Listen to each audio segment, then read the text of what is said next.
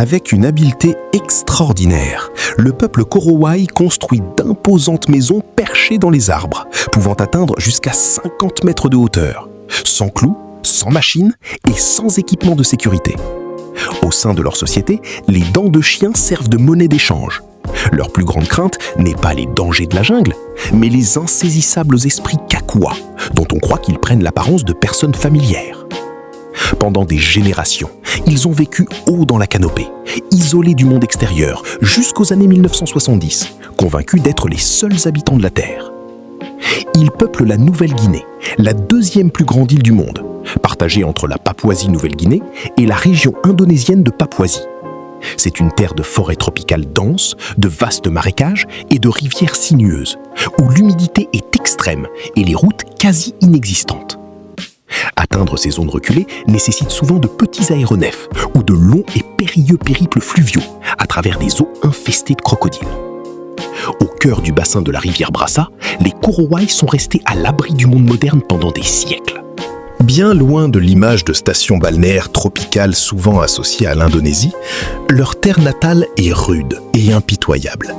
La survie n'y est jamais certaine. Serpents venimeux, maladies et tensions interclaniques constituent des menaces constantes.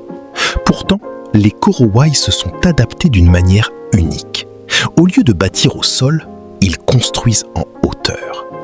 Leurs habitations, qui s'élèvent de 10 à 30 mètres au-dessus du sol forestier, et parfois jusqu'à 50 mètres, s'apparentent à des structures à plusieurs niveaux, entièrement façonnées à la main. La construction débute par un banyan massif qui fait office de pilier central. L'arbre est coupé à son sommet, mais laissé enraciner, formant ainsi une base vivante, appelée hule, qui ne cesse de se consolider au fil du temps. Ces structures remarquables sont érigées grâce au travail d'équipe. Les hommes se chargent des travaux de grosses œuvres, tandis que les femmes collectent les matériaux essentiels, tels que le bois, les lianes et les feuilles. Ce processus exige de la coordination, de l'expérience et une connaissance approfondie de la forêt. Chaque maison est bâtie à partir de centaines de frondes de sagoutiers, de solides liants en rotin et d'écorces résistantes pour assurer l'étanchéité. Plutôt que de résister aux forces de la nature, les Korowai conçoivent leurs habitations de manière à ce qu'elles se meuvent au gré du vent. Des attaches flexibles permettent à la structure d'osciller en toute sécurité, tandis que des parois modulaires peuvent être aisément remplacées, créant ainsi des foyers non seulement résilients, mais parfaitement adaptés à la vie dans la canopée. L'accès à la maison est tout aussi ingénieux. Un simple tronc d'arbre entaillé fait office d'échelle, mais il est volontairement instable. Chaque pas le fait trembler, créant une alarme naturelle qui alerte les occupants. Parallèlement, cette échelle vacillante rend l'ascension extrêmement ardue pour les étrangers, faisant office de barrière à la fois physique et psychologique. Gravir cette échelle oscillante constitue une expérience effrayante qui décourage naturellement les intrus. Mais pour le peuple Korowai, elle remplit une fonction encore plus astucieuse. Ils sont capables de reconnaître la personne qui grimpe grâce au rythme et à l'intensité des mouvements. Chaque membre de la famille développant une cadence unique, presque telle une signature acoustique. La gestion des déchets est simple et efficace. Tout retourne au sol de la forêt, où cela se décompose rapidement pour enrichir la terre. Même la conservation des aliments tire parti de cette vie en hauteur, car l'atmosphère plus fraîche et plus aérée de la canopée permet de préserver les provisions bien mieux que l'environnement humide de la jungle, situé en contrebas. Allumer un feu à l'intérieur d'une maison en bois, à 45 mètres du sol, pourrait sembler être une catastrophe annoncée. Pourtant, le peuple Korowai a résolu ce problème avec une ingéniosité remarquable. Ils aménagent un foyer sur une épaisse couche de boue et d'argile, elle-même posée sur une structure en rotin, le tout étant positionné au-dessus d'une ouverture préalablement découpée dans le plancher. Si jamais le feu venait à devenir dangereux, ils peuvent instantanément rompre le support, provoquant la chute de l'ensemble du foyer incandescent directement dans le marécage situé en contrebas, éliminant ainsi toute menace en quelques secondes.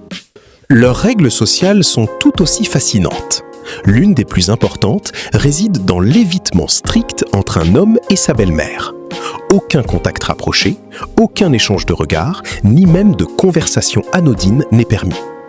Si cela peut sembler relever de la superstition, cette règle permet en réalité de prévenir les conflits au sein d'un espace de vie restreint, où les tensions pourraient aisément s'exacerber. Ce système de frontières sociales s'étend à l'ensemble de leur société, contribuant à préserver la paix dans un contexte où il n'existe aucune échappatoire facile en cas de désaccord.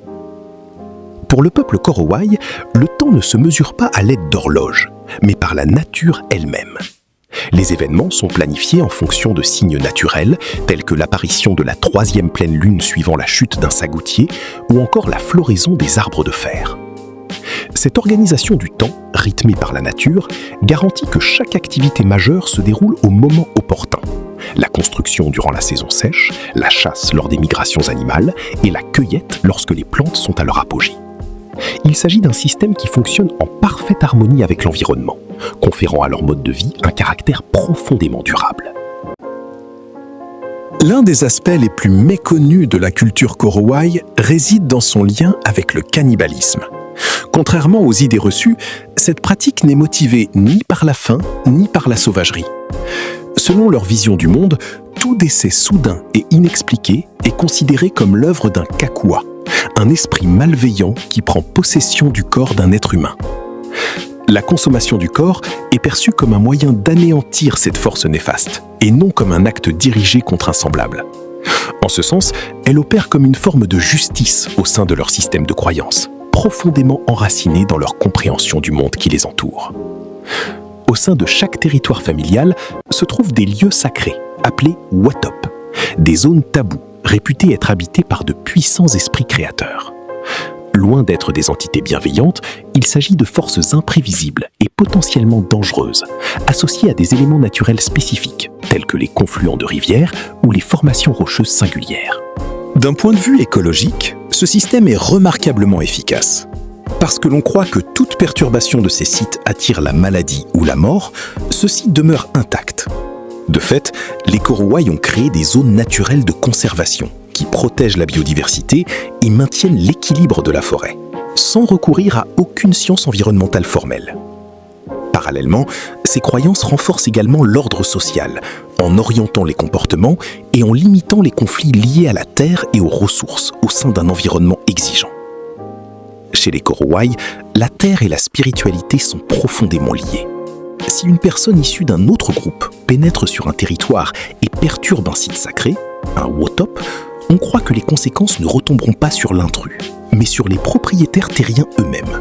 Cette croyance constitue une puissante incitation à surveiller scrupuleusement les frontières et à préserver l'unité au sein de la communauté. Leur lien avec l'environnement constitue l'un des exemples les plus éloquents d'un mode de vie durable. Plutôt que d'épuiser une zone donnée, une famille n'occupe une maison perchée dans les arbres que pour quelques années, avant de se déplacer. Cette rotation permet à la forêt de se régénérer naturellement, tout en garantissant un approvisionnement constant en ressources. Leurs pratiques de chasse et de cueillette témoignent d'une profonde connaissance écologique, minutieusement harmonisée avec les déplacements des animaux, les changements saisonniers et les cycles végétaux. Ils maintiennent par ailleurs un système unique de production de protéines, fondé sur l'élevage de larves de sagou. Ils favorisent la reproduction de coléoptères au sein de palmiers abattus, récoltant les larves au moment opportun sans porter atteinte à l'écosystème. Depuis les années 1990, toutefois, ils subissent une pression croissante de la part du gouvernement indonésien, qui les incite à abandonner leurs traditionnelles maisons perchées pour s'établir dans des villages permanents. Plutôt que de simplement résister ou de se soumettre, les Korowai se sont adaptés à leur manière.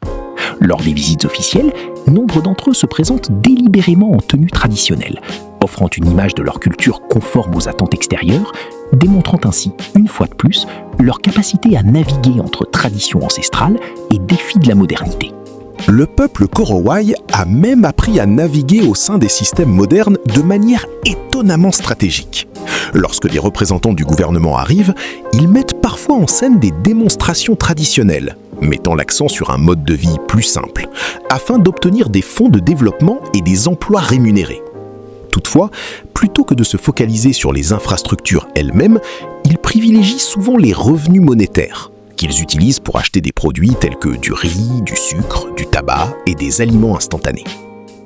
À bien des égards, ils incarnent une voie différente pour la société humaine, une voie qui allie indépendance, coopération et respect de la nature. Leur capacité à concilier tradition et adaptation remet en question les idées reçues concernant les communautés autochtones. Alors que le monde est confronté à des défis environnementaux et sociaux, nous avons beaucoup à apprendre de leur mode de vie, durable, intelligent et empreint d'une profonde compréhension de leur environnement.